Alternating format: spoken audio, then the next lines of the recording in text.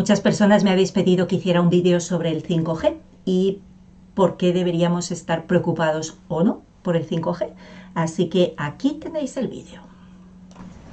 Hola, mi nombre es Ana María Oliva y entre otras cosas hice un doctorado sobre el estudio de campo eléctrico sobre células en la Universidad de Barcelona, por el cual me dieron un cum laude. Y hoy os vengo a hablar sobre cuál es el problema con el 5G.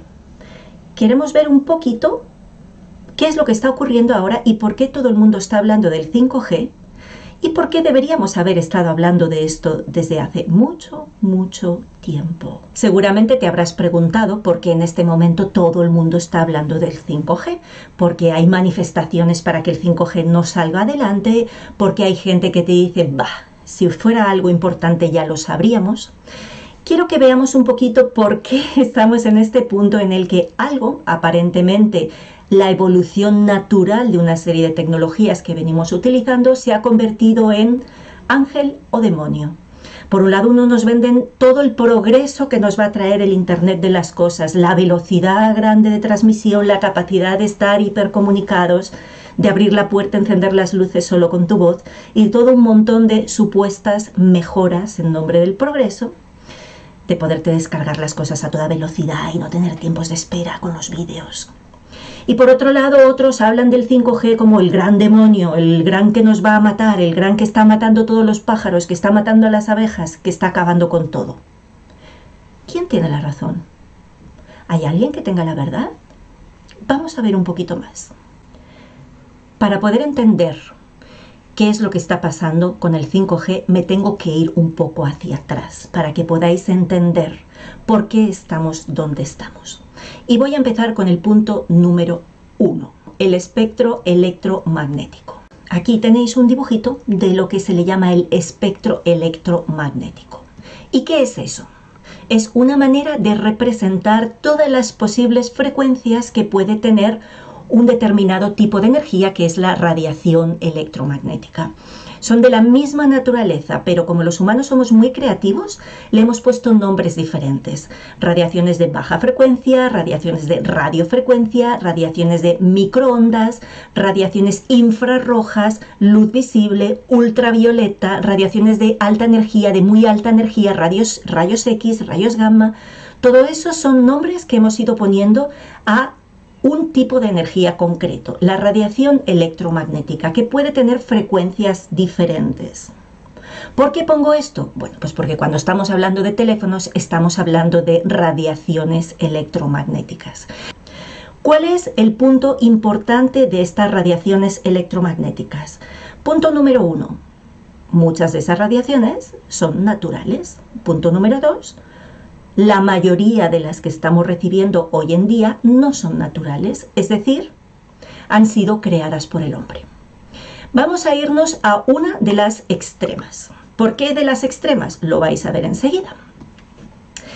Nos encontramos con que hay un tipo de radiaciones dentro de ese espectro electromagnético que se descubrieron allá por el siglo XIX, finales del siglo XIX, en el que se dan cuenta, los esposos Röntgen se dan cuenta de que pueden ver a través de una mano, en este caso porque fue la primera, fue la de la mano de la señora Röntgen.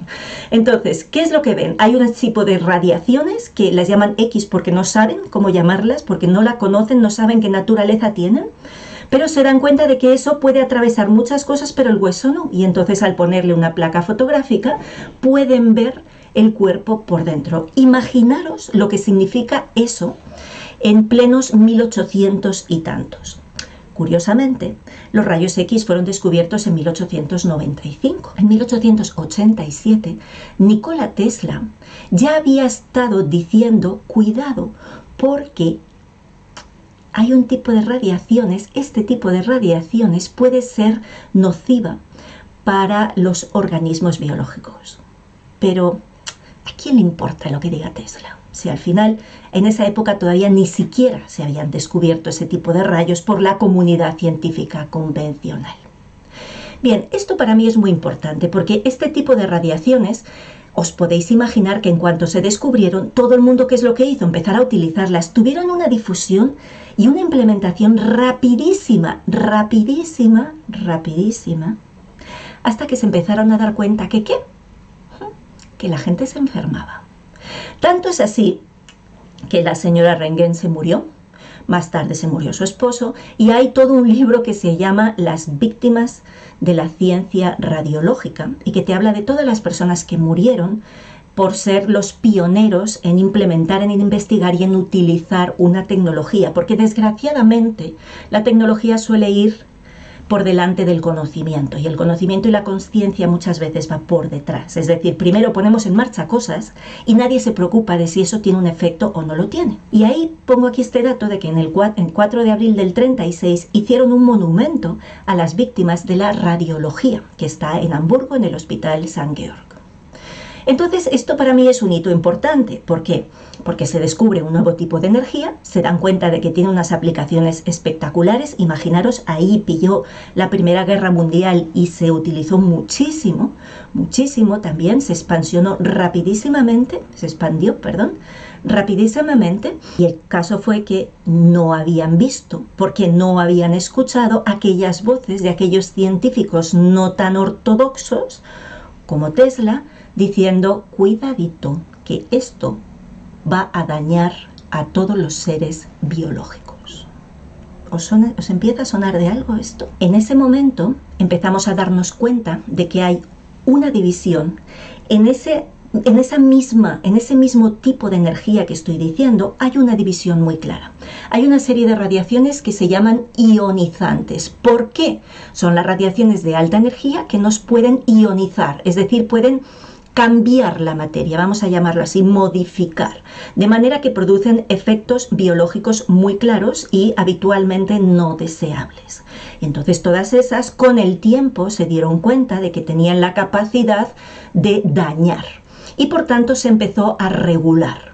Y ahí tenemos que actualmente se siguen utilizando los rayos X de diferentes maneras bajo una legislación. Sería otro tema ver cómo es esa legislación y si a veces el precio compensa el beneficio. Pero ese sería otro vídeo. Bien, entonces el caso es que a partir de ultravioleta, más o menos, en ciertas gamas del ultravioleta, se empieza a considerar radiación ionizante.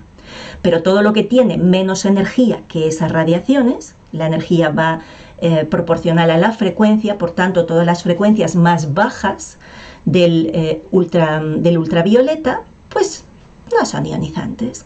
¿Y qué significa básicamente que no son ionizantes?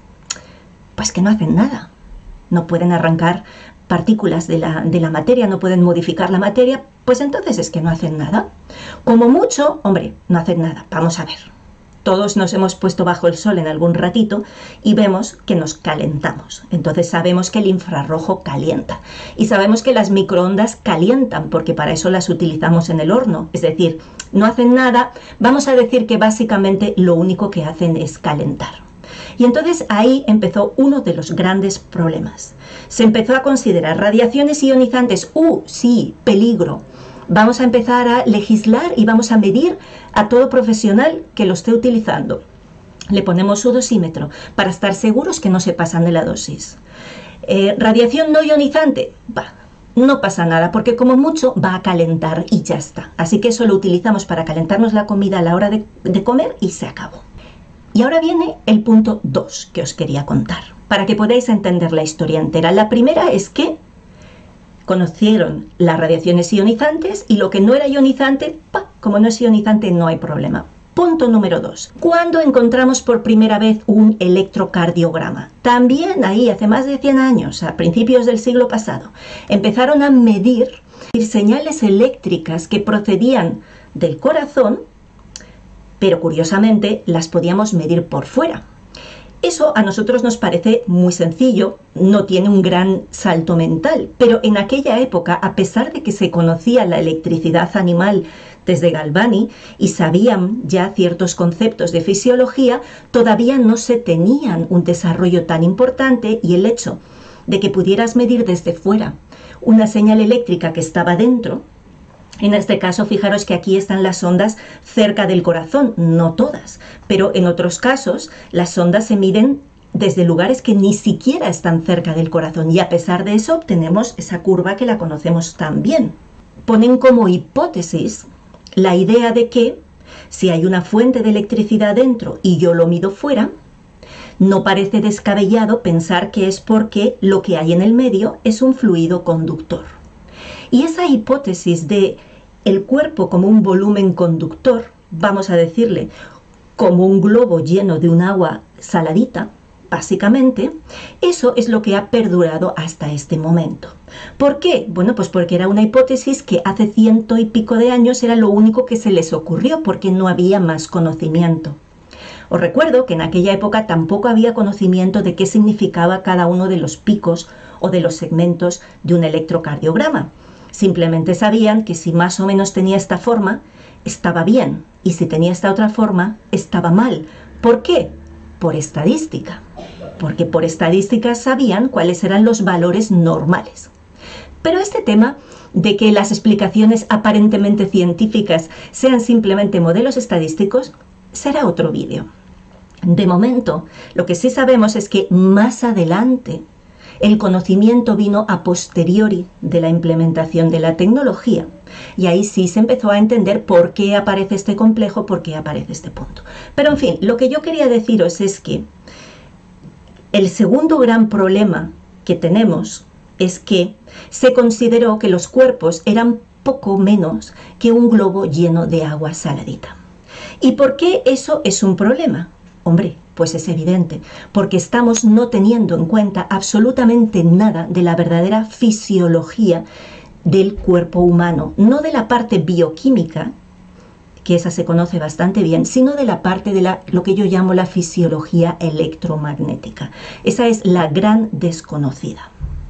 Así que aquí tenemos a nuestros seres humanos convertidos en un puro globo lleno de agüita conductora, a través de la cual yo puedo medir fuera una serie de señales que además sé que pase lo que pase, lo único que va a poder pasar a malas es que se caliente. ¿Por qué? Porque al final eres solo un globito lleno de agua conductora. Eres solo un volumen conductor de algo que es capaz de conducir la electricidad, pero nada más. Por tanto, lo único que merece la pena regular es el SAR. La Specific Absorption Rate, la tasa de absorción específica que tiene que ver con esa capacidad de calentarse que va a tener ese tejido. ¿Por qué esto es tan crucial? Fijaros de dónde vengo. Por un lado, todo lo que sea no ionizante, no pasa nada. Por otro lado, el ser humano es un puro saco bioquímico que vamos a poderlo comparar como un globito lleno de agua. Y aunque eso os parezca una caricatura, que lo es de la manera que lo estoy explicando para que lo entendáis, es más real de lo que os podáis creer. Porque cuando nosotros vemos estas gráficas tan bonitas del estudio, por ejemplo, de la telefonía móvil sobre una persona, ¿qué es lo que estamos mirando? La temperatura, el calentamiento del tejido. Porque estamos considerando que incluso el cerebro, que todos sabemos que el cerebro funciona eléctricamente, estamos olvidándonos de la electricidad del cerebro y estamos solo teniendo en cuenta que el cerebro es un globito lleno de agua, que en este caso se puede calentar o no. Eso es exactamente lo que estamos modelizando y lo que estamos estudiando. Para que veáis aquí, fijaros qué maravilloso. Esto es un Phantom, que es una especie de equivalente, en este caso, de un pecho femenino.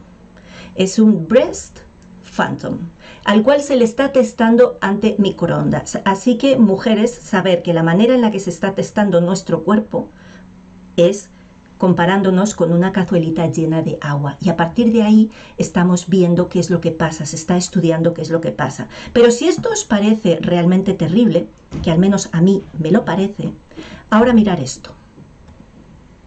Así es como se estudia el efecto de los teléfonos móviles sobre las personas. Sí, esto eres tú, una bañera llena de agua saladita. Y así es como se está estudiando si tú vas a sufrir o no algún efecto debido a la radiación de ese teléfono. Es tal cual. Y a veces nos creemos que las cosas son un poco más modernas porque vemos softwares muy bonitos. ¿Qué está haciendo en este caso? Bueno, sí, vamos a decir, hay veces que se hace simulación.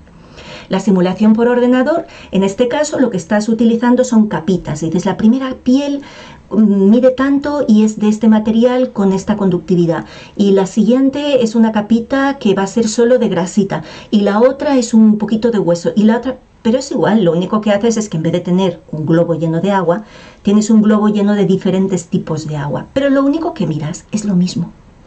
Es si se calienta o no se calienta y cuánto se va calentando en cada una de las partes. No me digáis que no es bastante asombroso. No me digáis que no es sorprendente que lo único con lo que se te compara es como, perdón, una bañerita llena de agua o un globito lleno de agua, como prefieras, como te haga más feliz.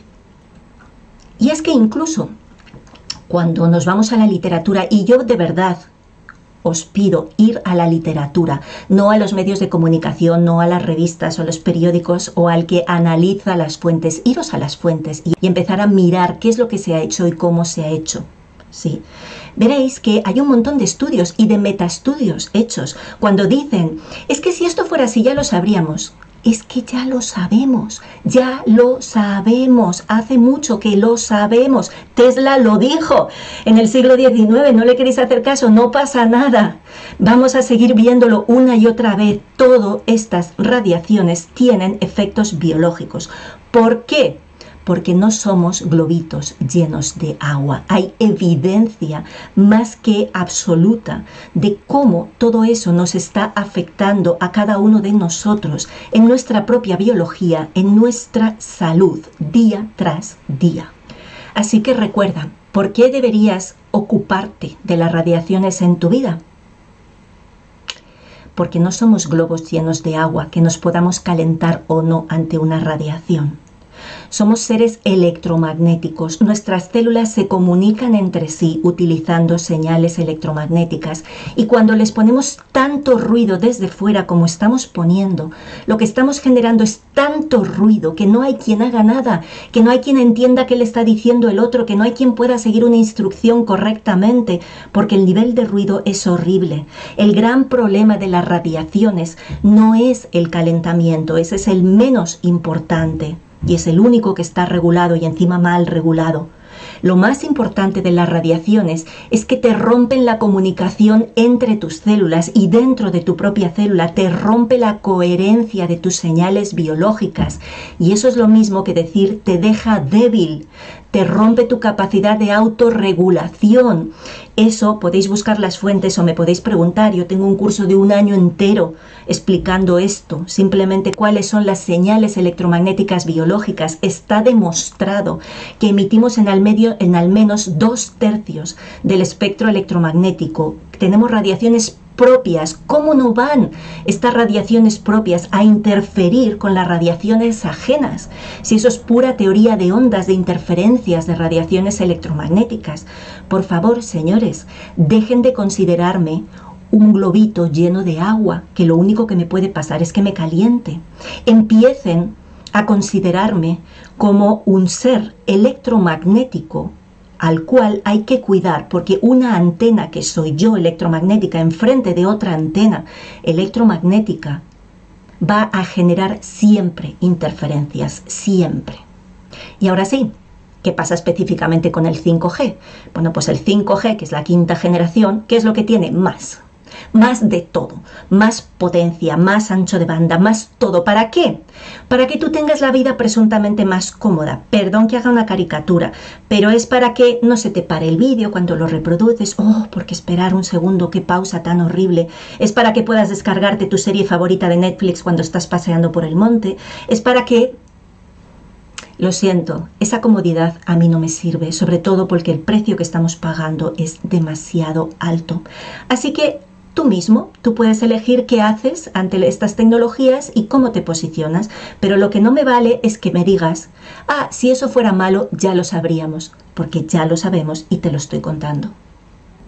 No es un tema de que tengas miedo, es un tema de que te responsabilices, no te preocupes, ocúpate de las cosas, toma decisiones, actúa, comunica y comprométete, porque es tu vida la que está en juego.